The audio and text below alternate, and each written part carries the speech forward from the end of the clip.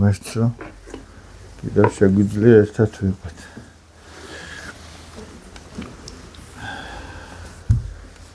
პირველ რიგში მინდა მეც შეუერთე იმ წუხარებას, რაც ყველასთვის საზიარო იყო გულისხმობ პატრიარქის გარდაცვალებას. და ესე იგი ერთი განწყობა, რაც ყველას ჰქონდა და რაც მეც პირადად და უამრავი ადამიანისგან მოვისმინე, არის ის, რომ არავის არ წარმოედგინა, რომ როდისმე პატრიარქი გარდაიცვალებოდა. აი შინაგანად თქვენ თავსაც თუ დააკვირდებით, ალბათ ეს განწყობა ყველას ჰქონდა, რომ არასოდეს არ გარდაიცვალებოდა და ეს ძალიან დიდი ნუგეში იყო და არის და იქნება ჩვენთვის ყოველთვის, იმიტომ რომ მან ძალიან დიდი რამ გაუკეთა ჩვენს ქვეყანას და ჩვენს ეკლესიას. როგორც ამბობენ, დიდ ადამიანებსო, დიდი მეხოთბე ჭირდებათო, მაგრამ მე არ გამოვდგები მეხოთბეთ, იმიტომ რომ მის ღვაწლს და ამას საქართველოსთვის დიდი ადამიანები შეაფასებენ და ბევრი რამ ითქმება მის შესახებ, ისეთი რაც ჩვენთვის დღეს დაფარულია ბევრი სიკეთე, ბევრი გაკეთებული კეთილი საქმე და როგორც თითოეული პიროვნების თუ კერძო პიროვნებების მიმართ, ასევე საზოგადო საქმეები მრავალი, ესე იგი და დროთა განმავლობაში ჩვენ კიდევ უფრო მეტად დავინახავთ იმ სიდიადეს, რაც უკავშირდებოდა ჩვენს უწმინდეს პატრიარქს. სხვადასხვა იქ რო ვიყავით, მოგვიწია შეხვედრა მამა ეფრემთან ვატოპედის მონასტერში და ჩვენ წუხდით იმის გამო, რომ ვერ მოვდიოდით. იმ დღესვე, როდესაც ჩვენ ათონის მთაზე გადავედით, იმ დღეს გავიგეთ, რომ პატრიარქი გარდაიცვალა. და უკვე დავიწყეთ იმაზე ფიქრი, რომ სკოლიდან მამა ბორის წავდა გიმნაზიელი ბავშვები წამოყვანილი და დავიწყეთ იმაზე ფიქრი, რამდენად შეიძლებოდა უკან დაბრუნება, როგორ მოხერხდებოდა. მე იმის იმედი მქონდა, რომ სამშაბათს იქნებოდა დაკრძალვა მოკლედ. ჩვენ სამშაბათს გამთენიისას აქ ვიყავით და მოხდა ისე, რომ გავიგეთ, რომ კვირას იყო და ბილეთები ვერანაირად ვერ ხერხდებოდა. არ ემთხოვოდა ფრენები, არ ემთხოვოდა ბილეთების რაოდენობა და ეხლა იქ ბავშვების ნაწილი იქ და გეტოვა, წამოგეყვანა ნაწილი, რაღაცაი ვერ გამოდიოდა და მე მამა ეფრემაც გითხრა, რომ ისო ცოცხალი არისო და რომ ჩახვალთო, მე მიდითო და რა საოცარი ამბები იყო, ესე იგი გარდაცვალებიდან დაკრძალვამდე არ შეწყვეტილა ნაკადი არასოდეს, ესე იგი. და აი მიუხედავად იმისა, რომ ამ ბოლო პერიოდში რა ჩირქიცა არ მოსწყეს და რას აღარ ამბობდნენ პატრიარქზე მიზანმიმართულად, აღმოჩნდა, რომ ეს ყველაფერი, ამ ყველაფერმა ვერაფერი ვერ დააკრო ჩვენს ეკლესიას და ჩვენს ხალხში მისადმი სიყვარულს, იმიტომ რომ მან ხელა რაღაც გაუკეთა ჩვენს ერს და აი ეს იყო კიდე დასტური ყველაფრისა. იქაც სადაც მივდიოდით მონასტრებში, ყველა მოდიოდნენ, რომ იგებდნენ, რომ საქართველოდან ვიყავით, ბერები გვისამძიმრებდნენ და გვეუბნებოდნენ, რომ ის წმინდა ადამიანი არის. ათონის მთაზე ძალიან უყვართ, ესე იგი. იმიტომ უყვართ, რომ ცნობენ ადამიანებს, ადამიანის შინაგან მდგომარეობას და მათ ის წმინდა ადამიანად მიაჩნიათ. ესეც არის. ჩვენც ვცნობთ, ხედავთ ამას, მაგრამ იქაც ეს განწყობა არის, რომ ის არის წმინდა ადამიანი და აი ხშირად არის ხოლმე, ესე იგი, რომ სუფრაზე არაერთხელ შევსწრებივა, რომ სულაც არაეკლესიური ადამიანი რომ ყოფილიყო, სუფრაზე ყოველთვის პატრიარქის სადღეგრძელო გამორჩეულად და განსაკუთრებულად ითქმაოდა და ყველა დიდი სიყვარულით არის განწყობილი. გულში სულ მქონდა ხოლმე ეს რაღაც ხინჯად ერთი რამ, რომ ესე იგი კი ჩვენ სიტყვით ლოცავთ, მაგრამ მამის დალოცვა იმაზე უკეთესი რა იქნება, რომ შვილის ცხოვრების წესით მამამ გაიხაროს. ხო აი ახლა ჩვენ ისე შვილები გვყავს ჩვენ რომ შვილი გლოცავდეს, მაგრამ საქმით არ აკეთებდეს იმას, ხო, რაც ჩვენ გაგვახარებს, ხო არ იქნება ეს ჩვენი დღეგრძელობა. თუმცა ალბათ ადამიანს რაც შეუძლია იმას აკეთებს. ვიღაცას ჯერ სიტყვით შეუძლია. მაგრამ თუ დაფიქრდება ადამიანი მიხვდება რომ მისი სიხარული და დღეგრძელობა ისაა რომ შენ რომ სწორი სულიერი ცხოვრებით იცხოვრებდა. ეს დღესაც შეიძლება რომ გაკეთდეს. რომ ადამიანებმა დაიწყონ პატრიარქის ლოცვა-კურთხევით ცხოვრება. ანუ რაც აქამდე უთქვამს და რაც ჩვენს ყურამდე და მით უფრო გულამდე თუ მოსულა, რა, აი იმის შესრულება დაიწყოს ადამიანმა დღეს და ეს იქნება მისი გახარება და ეს იქნება ჩვენი გახარებაც, იმიტომ რომ პატრიარქის ლოცვა-კურთხევის შესრულება, ღვთის ლოცვა-კურთხევის შესრულება მერთმაინც დაგვიდგინა ჩვენ წყემსთავრად.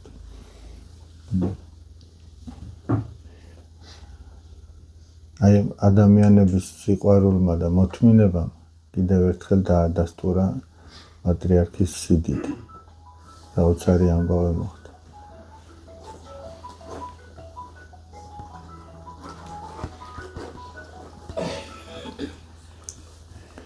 ბევრ დიდებულ ამბავს მოვისმენთ ჩვენ კიდე პატრიარქის შესახებ.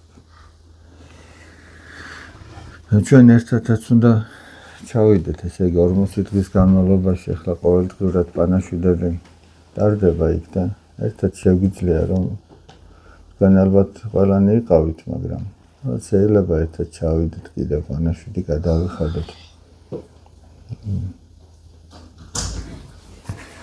ათონს რაც შეეხება ბევრი რამ არის, რაც ესე იგი აღსანიშნავია და ძალიან კარგი საქმე კეთდება, როდესაც გორის გიმნაზიიდან ბავშვები უფროს კლასელი ბიჭებზე აქვს საუბარი, იმიტომ რომ მანდილოსნები ათონის თვაზევე შედიან. რომ მიყავს ამ ყველაფრის სანახავად, რა ცხოვრების წესითაც ცხოვრობენ იქ ბერები. მადლობა ღმერთს, ბევრი ახალგაზრდა იყო. ბევრი ახალგაზრდა ბერი არის, მათ შორის ქართველებიც, არაერთი. და აი ახალგაზრდა კაცი რო გადაწყვეტს რომ წავიდეს და მთელი ცხოვრება იქ მიუძღვნას თავი ღმერთს. იქ არიან ბერები, რომლებიც აი სიტყვაზე ზოგი 40 წელი, 50, 60, ერთ ბერზე გითხეს, ესე იგი 14 წლისა მოვიდაო ათონის თვაზე და ეხლა იყო 97 წლის. წარმოიდგინეთ, აი ათონის თვაზე ცხოვრობს ამდენი წელი. 93 წელი. ხო და თან ახლა იქ აი მაგალითად აქედან რო ჩადის ადამიანი, ხო, უჭირს რომ იქ დაუშვათ მსახურებებზე დაესწრო. საკმაოდ ხანგრძლივია მსახურებები, იმიტომ რომ საერო ტაძრებში თუ რაღაცა მაინც ესეთია შემცირებულია. ჩვენი სისუსტიდან გამომდინარე რომ ადამიანი სულ გადარბენაზეა, იქ არ არის მსახურებები შემოკლებული და იქ სრულად აღესრულება ყველაფერი და საკმაოდ ხანგრძლივია და შეიძლება კაცმა იფიქროს რომ იქ რო ჩავა და დაუშვათ გადაიღლება, ანუ ეს მგზავრობა ცალკე-კლის თავისთავად ყველაფერი და ერთი კვირა გრძელდება, მაგრამ მათთვის ერთი კვირა კი არ გრძელდება, არა მთელი ცხოვრება გრძელდება. და აღსანიშნავია ის, რომ აი ძალიან დიდებულად არის ყველაფერი მოწყობილი, მაგრამ ამავე დროს ძალიან უბრალოდ. ძალიან უბრალოდ და ის დიდებულება სწორედ აი უბრალოებაში და სიმარტივეში არის ალბათ. აი თვითონ ოთახებით, სადაც შეიძლება სტუმარი დარჩეს იქ მონასტერში. ერთ შეხედვით რომ შეხედო ძალიან დიდებულია, მაგრამ მეორე მხრივ რომ დააკვირდები, ძალიან უბრალოდ არის გაკეთებული. ანუ ზედმეტი საზრუნავისაგან არის დაცლილი. და ამას თუ ადამიანი ერშიც გააკეთებს, რა, ბევრი დრო დარჩება სულიერი ზრუნვისათვის. ანუ რო არ გამოეკიდება რაღაცა წვრილმანებს, მაინც და მაინც ეს ასეთი უნდა იყოს, ისეთი უნდა იყოს. გააკეთო უბრალოდ. აი მაგალითად მამაპაისის ფილმს რო უყურებდით.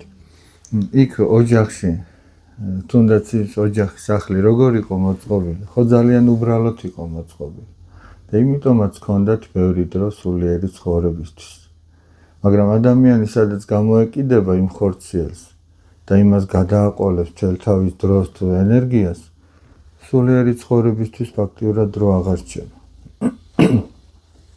და ქრისტიანული ცხოვრებაც აი ამ უბრალოებაშია, უფალი ხო ამბობს, რომ იარეთო ვიწრო გზითო. ვიწრო გზით სიარული და ნახეთ რას ამბობს, რადგანო ბევრნი დადიანო ფართო გზაზეო და ესე იგი და ისინი სულის გადარჩენას ვერ იპოვიან. ფართო გზა რა არის, ყველაფერი ხორციელად მოიწყო, ყველაფერი არაფერი არ მოიკლო. გახსოვთ მამამთავარი აბრაამი რასეუბნება მდიდარს, იგავი როა მდიდარი და გლახაკი ლაზარე. შვილო, გაიხსენეო, შენ ყველაფერი მიიღე უკვე ცხოვრებაშიო და ლაზარემ არ მიიღო, ლაზარემ ბოროტი მიიღო, შენ სიყვალა სიკეთე მიიღე. ამიტომაც შენ აქ იტანჯებიო და ეს კი ნუგეშინისცემულია. ანუ ქრისტიანული გაგებით ეს მომჭირნეობა და ვიწრო გზაზე სიარული ერთი და იგივეა. და რას ნიშნავს, რომ რაც გჭირდება, იმაზე იზრუნე და ის აიღე ამ ცხოვრებიდან, მაგრამ რაც იმის იქით არის უკვე, რაც სიამოვნებას, ფუფუნებას უკავშირდება, იმაზე თქვი უარი. აი სიტყვაზე ვამბობ, დავუშვათ რაღაცა ნივთი გჭირდება, რომელიც დავუშვათ ღირს 200. შენ მოგწონს ისეთი, რომელიც 300 ღირს, თუმცა ეს შენ არ გჭირდება. ის 200-იანით შეცხოვრებას თავისუფლად დააკმაყოფილებს. აი 200-სა და 300 შორის ხო არის განსხვავება 100. აი ეს 100-ის მოპოვება ხდება სულიერი დაკნინების ხარჯზე. რასაც შენ დროს და ენერგიას ანდომებ ის 100-იც რომ მოიპოვო და ამითი შეიძინო რა, შენ სულიერ ძალებს აკლდება. და ადამიანის ბედნიერება ხო არ არის დამოკიდებული იმ რაღაცა ნივთებზე, რომელსაც ადამიანი ფლობს. პირიქით, ამას სულიერი სიმძიმით და გამოფიტვის მეტი არაფერი არ მოაქვს. და თუ ადამიანი გაითავისუფლებდა თავს ყოველგვარი ზედმეტი საზრუნავისაგან, ის შინაგანად უფრო მეტად გახარებული იქნებოდა. აი ამ სიმარტივეში იპოვიდა იმ დიდებულებას. ღვთისწყალობით მოგვიწია ჩვენ მისვლა იმ კელიასთან, სადაც მამა პაისი ცხოვრობდა. უთლომოშის მონასტერთან ახლოს არის პანაგუდა, ასე ეწოდება, ფილმიდანაც არის, რომელია იცით, აი წინ რომ მორები აწყვია და იქ რო ხალხს ელაპარაკება და იქსან და ისიც ძალიან უბრალოდ არის ყველაფერი მოწყობილი. და თავად ეს კელია კი არაფერს არ ამბობს. იქ შიგნითაც შეგვიყვანეს იქ ტაძარი, სადაც პატარა კელია ნიშნავს, რომ სადაც ერთსართულიანი, ორსართულიანი სახლებია და შიგნითვე არის ტაძარი მოწყობილი. თვითონ ადამიანი აძლევს ამა თუ იმ შენობას მნიშვნელობას. და სანამ იქ მივედით, იყო კიდევ მისი სულიერი შვილი, იყო მამა გაბრიელი, ახლა ცოცხალია. ინტერნეტშიც არის, აი წამოწოლილი როა და ისე რომ ესაუბრება ხოლმე მიმსვლელებს.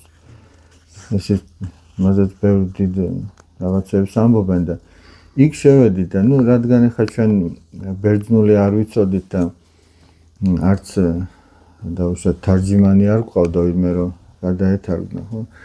უბრალოდ გითხრა რომ თუ გინდათო რომ როცა კურთხევა გქონდეთო, აი ეს რაღაცა შეასრულეთო და ეწერა იქ ფურცელზე რაღაცა. ნუ ახლა იმას გადავუღეთ ჩვენ სურათი და იმის გადათარგმნა ტელეფონით მარტივი ამბავია და 7 რაღაც ეწერა. ნუ ჯერ გითხრა რომ სახელები ჩამომიწერეთო და ჩამოუწერეთ სახელები დაუტოვეთ, უამრავი მოსახსენებლები ქონდა და კითხულობდა და აი 7 რაღაც ძალიან მარტივი რამე. რაც ჩვენ შეგვიძლია რომ შევასრულოთ და რაც თითოეული ქრისტიანის ცხოვრების წესია. რა იყო ეს 7 რაღაც, ახლა თუ გავიხსენე ყველა. იყო რეგულარულად თქვით მოძღვართან აღსარება. იყო ის რომ წიროლოცაზე ტაძარში იარეთ. აი წიროლ ღვთისმსახურებაზე დასწრება. იყო ის რომ მოძღვრის კურთხევით ეზიაროს ადამიანი ხშირად.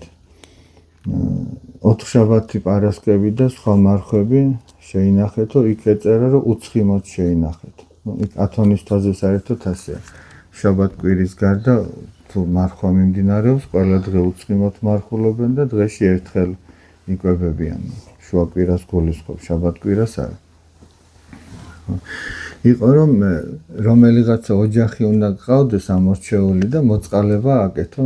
აი პატრიარქის ღათაშორის ქადაგებაში ამბობდა ხოლმე თუ მოგისმენიათ, როდესაც ქადაგებდა მდიდარის და გლახაკი ლაზარეს შესახებ. ყველას უნდა ყავდეს თავისი ლაზარეო. ყველას უნდა ყავდეს ისეთი ადამიანი თუ ისეთი ოჯახი, ვისაც შენ მუდმივად გვერდში დაუდგები და დაეხმარები. რამხელა ნუგეში იქნება არა იმ ოჯახისთვისაც შენ რო ამოარჩიო და რო თქვა რომ მოდი მე ვეცდები რომ ამ ოჯახს გვერდში დაუდგე და დავეხმარე. იყო კიდე წმინდა წერილი წაიკითხეთ ხო დღეშიო სულ ცოტა 5-10 წუთია. სახარება 60 ქოლორას ქრისტიანი უნდა კითხულობდეს და თქვი ხშირად თქვით რომ იესოს ლოცა და ყოვლადწმინდა ღვთისმშობელო გვაცხოვნენ ჩვენ. აი ყოველდღიურად რაღაცას აკეთებ გზაში ხარ თუ მანქანას აკეთებ თუ სახლს ალაგებ თუ ესეთო. რომ გულში ილოც თუ საკვებს აკეთებ. და მამა ვიტალი ამბობდა ხოლმე, მამა ვიტალი სიდორენკო აქ საქართველოში მოღვაწეობდა. როდესაც მანდილოსანიო საჭმელს აკეთებსო და გულში ლოცულობსო, ამ დროსო ეს საკვები იწმინდება და ვინც ამ საკვებს იღებს, ისიც იმაზეც მოქმედებს ეს სიწმინდა. მამა პაისი ამბობდა რომ როდესაც მანდილოსანიო სახლს ალაგებსო და ლოცულობსო, ამ დროსო სახლი იკურთხევა. ჩვენ გონია რომ სახლის კურთხევა მარტო ისაა რომ მაინც და მაინც მღვდელი უნდა შემოვიდეს და წყალი ასხუროს, რა თქმა უნდა, ეს თავისთავად წყალი ესეც უფლისგან არის, უფალი ხო ეუბნება მოციქულებს რომ რომელ სახლშიც შევხვალთო, თქვით მშვიდობა სახლსა ამას. მაგრამ ნახეთ მერე რას ეუბნება. თუ იქნებაო იქო ძე მშვიდობისაო, მაშინ დარჩება თქვენი მშვიდობა იქ. ანუ ძე მშვიდობისა ვინ არის? ადამიანი, რომელიც დაიტევს აი ამ მადლს, რასაც იქ მღვდელი მიიტანს. მაგრამ თუ იქ არ იქნებაო ესეთიო, რომ წამოხვალთო, უკან გამოგყვებათ ეს მადლი. როდესაც ადამიანი მიდის, მღვდელი მიდის ამავე იმ სახლში და ადამიანები დაუშვათ რაღაცა აი უღმერთოდ ცხოვრობენ. და თუ იმ კურთხევის შემდეგაც უღმერთოდ გააგრძელებენ ცხოვრებას, მაშინ გინდა ყოფილა ის და გინდა არა. მაგრამ მღვდელი რომც არ შევიდეს და ადამიანები იქ დაუშვათ რუსმანს აჭედებენ თუ სახლს გვიან თუ რაღაცას აკეთებენ, თუ ლოცულობენ გულში არა, ამ დროს იკურთხება ის სახლი. აი ესე მარტივად და უბრალოდ არის აქ. მაგრამ სამწუხაროდ ხდება ის რომ ჩვენ გვინდა რომ სხვამ გააკეთოს ჩვენი გასაკეთებელი. აი მე არ მინდა რომ ვილოცო, არ მინდა რომ მარხვა შევინახო, არ მინდა რომ ახსარება ვთქვა ეზიარ, აი მოვიდეს მღვდელი, აკურთხოს და ყველაფერი კარგად იყოს. და ჩემი მთელი წლის გასაკეთებელი იმ ერთმა კურთხევამ გააკეთოს და ესე საბედნიეროდ არ ხდება. იმიტომ რომ ქრისტიანული ცხოვრება არ არის ის, რასაც სხვა გააკეთებს ჩვენთვის, ან ჩვენს მაგივრად. შენს გასაკეთებელს ვერავინ ვერ გააკეთებს. იმიტომ რომ ყველა თავისი პიროვნული არჩევანის კვალობაზე ან წარემატება და ან პირიქით. აი პიროვნული არჩევანი ძალიან მნიშვნელოვანია, ღმერთმა ადამიანს დაუტოვა არჩევანის უფლება. და ვერავის დააბრალებს იმას, რომ თვითონ ვერ ცხოვრობს სულიერად. ვერც გარემო პირობებს ვერ დააბრალებს, იმიტომ რომ ჩვენ იმ გარემო პირობებში რაშიც ვართ, შემთხვევით არც ერთი არ ვართ. ყველა იქ არის, სადაც უნდა იყოს. შემთხვევით არავინ ვართ აღმოჩენილი. აი 8 მილიარდი ხო ცხოვრობს. 8 მილიარდი ღმერთმა იცის, ვინ სად არის და რისთვის არის. ჩემი ზეციერის მამის ნების გარეშეო, აი ჩიტიც კი არ ჩამოვარდება ძირსო და ერთი ღერით არ ჩამოვარდება ადამიანსო, ისე რომ ღმერთმა არ იცოდეს.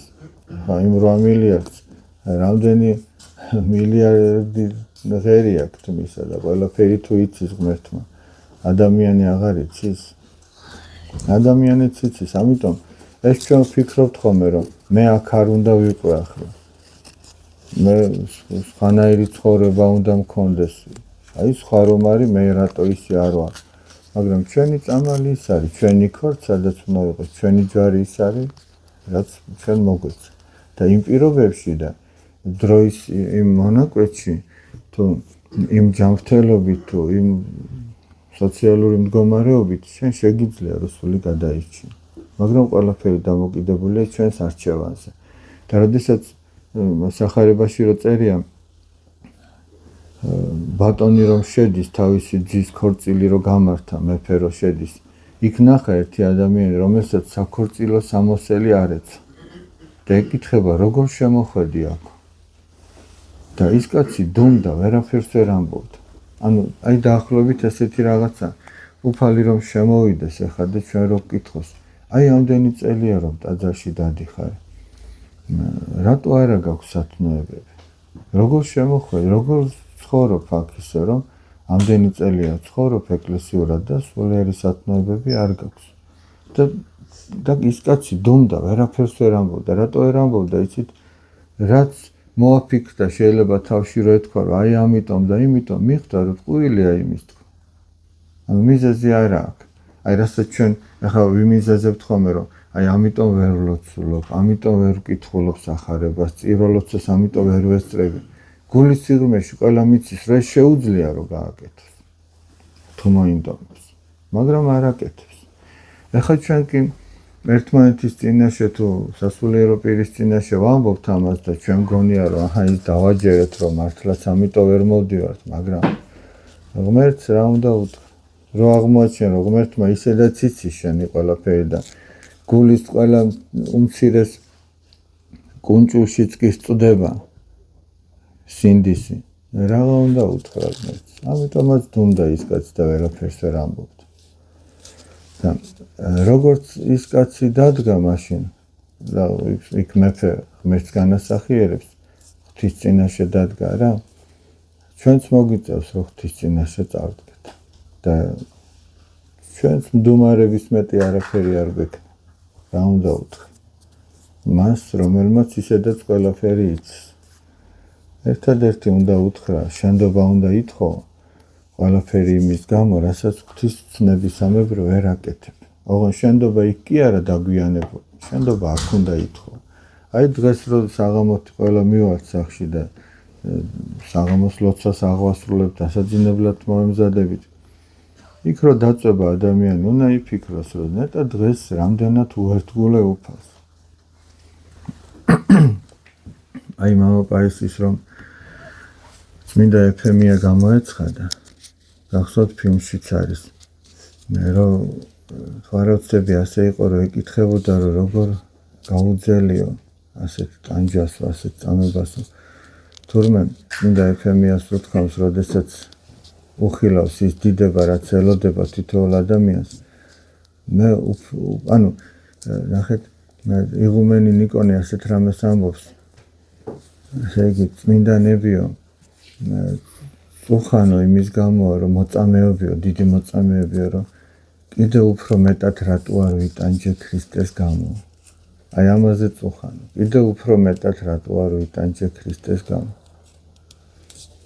ვაი რატო უფრო მეტი არ მოვითმინე ჩვენ აქ ესე ვართ რომ ნეტავ ნაკლები იყოს მოსათმენი მაგრამ ისინი იქ ამაზე წუხან და რატო იმიტომ რომ რაც უფრო დიდიაო სიყვარულიო ღვთისადმი უფრო დიდია ღვთისადმი თავგანწირვის სურვილი და რადგან სიყვარულს არ აქვს საზღვრები არც ღვთისადმი თავგანწირვის სურვილს არ აქვს საზღვრები აი ხა მაგალითისთვის რო დავბრუნდეთ ეს დღევანდელ რეალობაში პატრიარქის სიყვარულმა რამდენი ადამიანი მიიყვანა ზოგი იმითი მიდიოდა ყავარჯნებით მიდიოდა წარმოიდგინეთ იმ ჭკლეტვაში და ზოგს ბავშვი აჯდა ზოგზე და ასე მიდიოდა შეიძლება დაეფიქრა რომ ხო წინასწარ იცოდნენ რომ რამდენი საათი მოუწევდა რიგში ზოგი საღამოს მივიდა და დილით სამსახურში დააგვიანა მთელი ღამე იდგა და ვერ მივიდა მე დილით სამსახურში დროულად იმიტომ რომ ისევ რიგში იდგა და აი სიყვარული რო არის თავგანწირვის სურვილიც უფრო მეტი აი მოწმინებაზეა ყველაფერი რაც გააკეთებ ქრისტეს გულისთვის საღამოთი რომ მიხარ სახში და რო კითხავს შენ თავს რომ მე დღეს რა გავაკეთე იმისათვის რომ ღვთისმცნება აღმესრულებინა. და თუ აღმოაჩენ რაღაცები დააკელი და ეგეც ბუნებრივი იქნება ადამიანები ვართ და შევცოდოთ, იქ არასოდეს ადამიანმა არ უნდა მოიშველიოს არგუმენტები, რომელსაც ეშმაკი აუცილებლად მიაწვის, რომ შენ იმიტომ რაღაცეების გამო. იმიტომ რომ ეს სინდის არ ათავისუფლებს, ეს სინდის უფრო ამძიმებს. არამედ უნდა თქვას, რომ მე შევცოდე, მეტი არაფერი, მე აქ შემეშალა. აქ ღვთისმცნება ვერ შევასრულე და შევცოდე.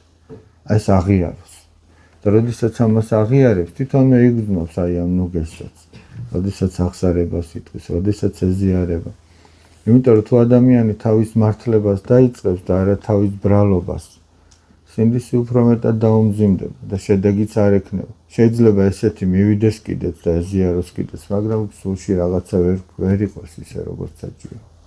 ამიტომ აღსარებაზე როდესაც მიდის ადამიანი, უნდა გამოიკვლიოს თავისი თავი და ის თქვას გულწრფელად რაც აწუხებს. რათა განთავისუფლდეს მისი სული, ის სიმძიმე აღარ ქონდეს. მამაპაისი კიდევაც ურჩევდა ხოლმე, აი რომ გულწრფელ აღსარებაზეა ლაპარაკი. აღსარებამდე და აღსარების შემდეგ გადაიღეთო ფოტო და ნახავთო გარეგნულადაც როგორი სხვაობა იქნება. ოღონდ ეს მაშინ არ მოხდება, როცა შენს აღსარებას რაღაცა პატარა კუც დაუტოვებ ბოლოში. ანუ ისე ვერ იტყვი, როგორც საჭირო. რაღაცა გინდოდა რომ გეთქვა და ბოლომდე გამართულად არ იტყვი. აღსარების დროს არ შეიძლება კომენტარი გაუკეთო შენს აღსარებას. კომენტარში რას გულისხმობ, აი ეს გარემო პირობები აღწერო, აი ამიტომ ჩავარდი ამცო. ეგ ყველა კომენტარი და შენ შინაგანად გამართლებს თითქოს, ამიტომ ამბობ. თორე ძალიან იშვიათად, იმიტომ რომ უფრო წარმოაჩინო, რომ როგორ მძიმედ შეცოდე.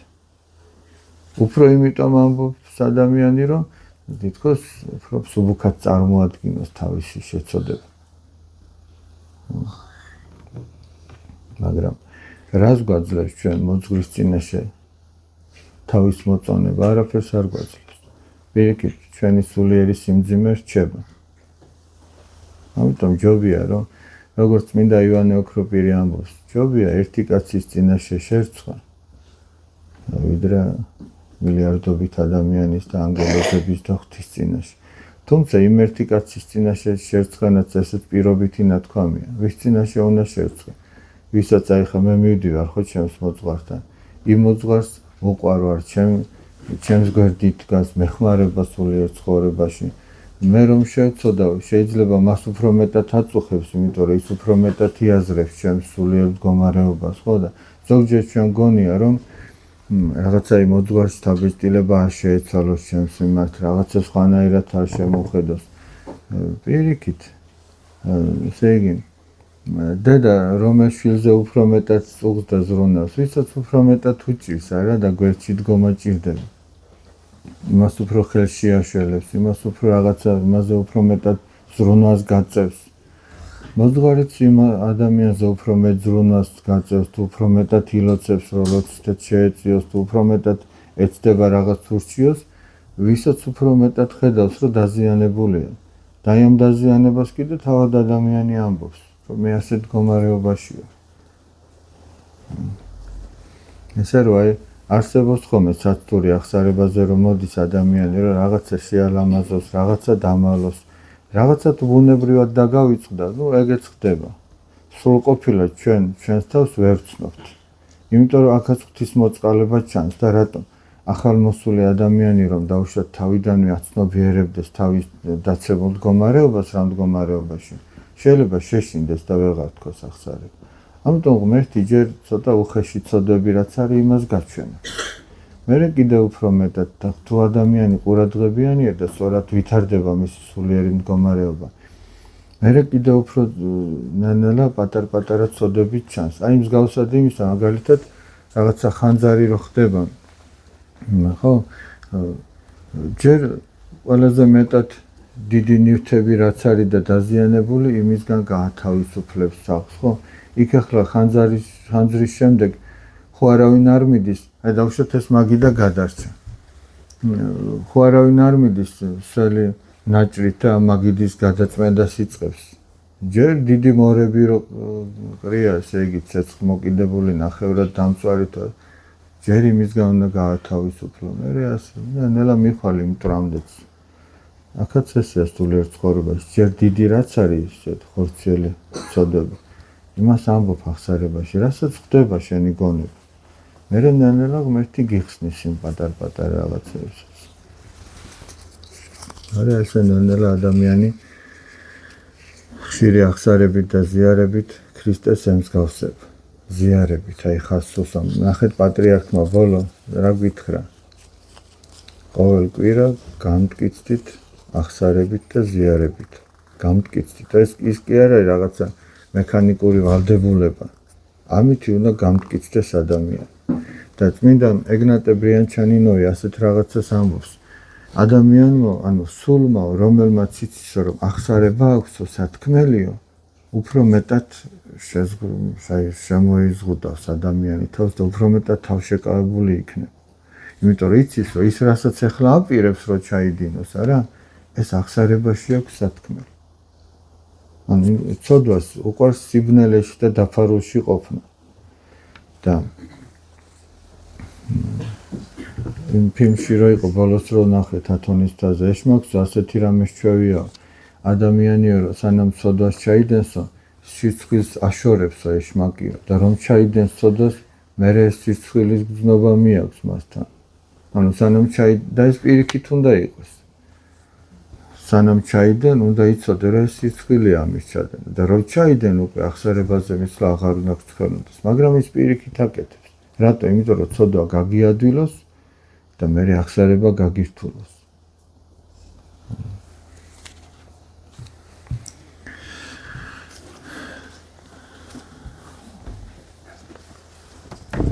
ერთი შეკითხვაა და მოდი ამასაც უპასუხოთ. კიდევ ბევრი რამე მინდოდა რომ მეთქვა ათონზე, მაგრამ ძალიან რო არ გადაგღალოთ, ერისთვის შემოვინახა. ადამიანი, როდესაც სიკეთეს გაუკეთებს ვინმეს და თვითონ უკმაყოფილო დარჩება და ვილთ სიტყვას დააყოლებს, ეს როგორ ჩაეთვლება? ვისაც გაუკეთებთ, ის დარჩება უკმაყოფილო, თუ ვინც გაუკეთებს? თუ ვინმე უკმაყოფილო რჩება იმის გამო, რაც ჩვენ გაუკეთებთ, ამას არ აქვს არსებითი მნიშვნელობა. არსებითი მნიშვნელობა იმას აქვს, ჩვენ რაც გაუკეთეთ, ანუ ის რამდენად შეესაბამებოდა ჩვენ შესაძლებლობებს. აი სიტყვაზე ვამბობ. თუ მე შემიძლია რომ აი ამ ხელა ფურცელი მივცე ვინმეს, მაგრამ მე დამენანება და პატარას მოვახევ და ამას მივცემ. ნუ ეს სიკეთეთ არ ჩაითვლება. იმიტომ რომ მე ამ ხელას მიცემა შემიძლია. მაგრამ თუ მე მხოლოდ აი ამ პატარა ფურცლის მიცემა შემიძლია და ვინმე უკმაყოფილო დარჩება რომ აი ამ ხელა ფურცელი რატო არ მომცესო, მე შინაგანად არ შემაწუხებს, იმიტომ რომ სინდისის წინაშე პირნათელი ვარ, რაც შეგეძლო ის გააკეთე. აი მაცხოვარი რო ამბობს ქვრივზე, ორი ლეპტა რო შეწირა და ამ ქვრივმა ყველაზე მეტი შეწირავ, რადგან ესე იგი თავისი ნაკრულევანებისაგან შეწირა, რაც ჰქონდა ყველაფერი მოიტანა და ზოგმა მდიდარმა დადო ამ ხელა ფურცლები ბევრი, მაგრამ იმ ქალმა ეს პატარა ფურცელი დადო, სიტყვაზე ვამბობ შედარებისთვის. მაგრამ ღმერთმა ამისი უფრო შეიწირა და წმინდა ივანე ოქროპირი ამბობს, რომ ღმერთიო არ იწირავსო მატერიალური სიუხვის მიხედვით, ღმერთი იწირავს გულის სიუხვის მიხედვით და იმ გულის სიუხვეს ვინ ხედავს? გარეშე ადამიანი ვერ ხედავს, შენ ხედავ იმას. ამიტომ სტუმარი რომ მოგდის, თუ შეგიძლია რომ წყალი დაალევინო და მეტი არ შეგიძლია, დაალევინებ იმ წყალს და შინაგანად შვიდად იქნება. მაგრამ თუ იმ წყალთან ერთად პურიც გქონდა და ეს დაგენანა, უკვე შვიდად ვეღარ იქნება. იმიტომ რომ ის შეგეძლო ის გაგეკეთებინა და არ გააკეთა. მან შეიძლება არ იცოდა რომ შენ პურიც გქონდა, მაგრამ ვინ იცოდა? შენმა სინდისმა ხო იცოდა, ამიტომ სიმშვიდე გეკარგება. და აქ რა უნდა ქნა? აქ უნდა თქვა რომ შენ მინდა ღმერთო, მე შევწოდე დავაშავე აქ. კი იმან ვერ გაიგო რომ მე შევწოდე, მაგრამ სინდისმა ხო გაიგო. ამიტომ სინდისი რო დამშვიდეს, ასე უნდა გააკეთო. ჩემი შვილების ნათლობის ღამეს დავკარგე ნათლობის ჯვრები, სახში რამოდენიმე ნათესავი მყავდა სტუმრად. იმ საღამოსვე რომ ვნახე უკვე აღარ დამხვდა იქ, სადაც შევინახე, ოჯახში ვერ გავამხილე, მეუღლესაც ვერ უთხარი. არ მინდოდა რომ რაიმე ოთახმოება მოუხდარიყო, დღემდე არავინ იცის როგორ მოიქცნა რაიმე ცუდის ნიშანი ეს ყველაფერი.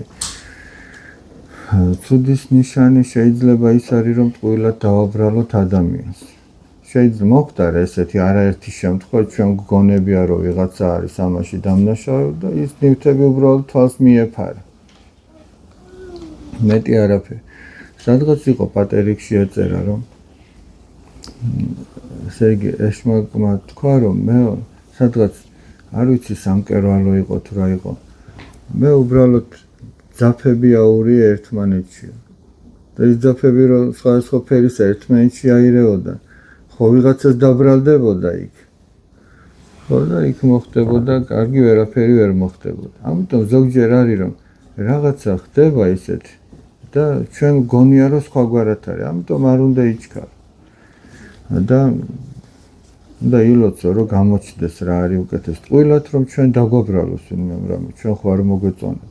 თუ არ იცი რა მოხდა. ხო არ დაგინა, რაც არ დაგინახე, მამა გაბრიელი რომ ამბობს. ზოგჯერ რაც დაინახე და მოისმინე, ისიც არ უნდა დაიჯერო, იმიტომ რომ ზოგჯერ თვალმა და ყურმა შეიძლება მოგატყუოს. ზოგჯერ შენ გონია რაღაცა დაინახე სინამდვილეში, მაგრამ ისიც არ არის რაც შენ გონი. ამიტომ უნდა მოითმინო, უნდა თავი შეიკავო. და მეუღლეს ვერ უთხარიო რომ ამბობს. მეუღლეს უნდა უთხრა. მეუღლე ხო იგივე შენ ახარ ერთნი ხართ. ახლა შეიძლება სხვას ვერ უთხრა, მაგრამ მეუღლეს უნდა უთხრა, თუ რამე გაწუხებს. ცოტა ვიკითხოთ. ყველაფერი ხომ ვიღაცისგან ან რაღაცისგან მოდის. და ყველაფერს ხომ დასაწყისი გააჩნია და უფალი საიდან მოდის. და რატომ ამბობენ რომ ის ყოველთვის იყო. ესე იგი უფალი საიდანღაც რომ მოდიოდეს, სადღაც რომ საწყისი ჰქონდეს. ხო, ისიც ვიღაცის მიერ უნდა იყოს მაშინ დაბადებული თუ შექმნილი რაღაცა, ხო? მაშინ ის ვინც არის წყარო, მაშინ ის არის ღმერთი. და ლოგიკურადაც რომ იყო, სადღაც უნდა იყოს ისეთი, რომელიც არსა და საიდან არასოდეს არ წარმოშობი. სხვანაირად ვერ იქნება.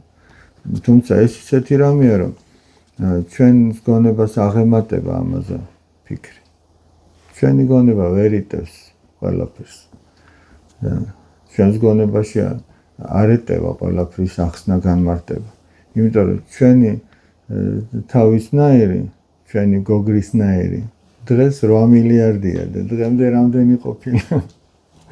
ერთი კიდევ ერთია, რომელმაც ეს ყველაფერი შექმნა და შეიძლება რომ ამ პატარა თავმა ის ყველაფერი გაიაზროს, რაც სამყაროში ხდება.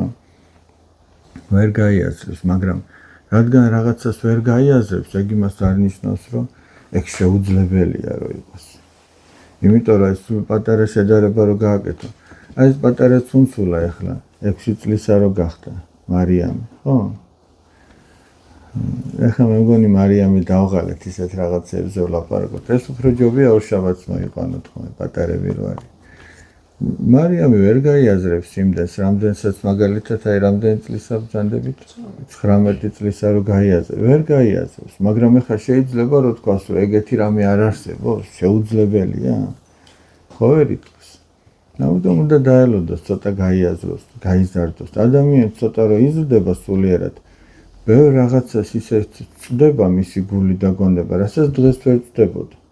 მაგრამ მილიონს, რამდენი მილიონიც არ უნდა მიუმატო უსასრულობამდე, ხო ვერ მივა. ადამიანი როგორც არ უნდა წარემატოს სულიერად, ღვთის შემეცნებამდე ბოლომდე რო შეიმეცნოს, ვერ მივა, იმიტომ რომ ღმერთი უსასრულობაა. და ეს სულიერი ზრდა ამ წუთის სოფელში კი არ მთავრდება, არამედ მარადიულობაში გრძელდება. იმიტომ რომ ადამიანი ყოველთვის წარემატება წინ, მაგრამ უსასრულობამდე ვერასოდეს ვერ მივა. და ესეც ამასაც უნდა შეეგუოს ადამიანი, ამასაც სიმდაბლე ჭირდება. ყველაფერი ლოგიკურად არ აიხსნება. კარგი, დავამთავრე.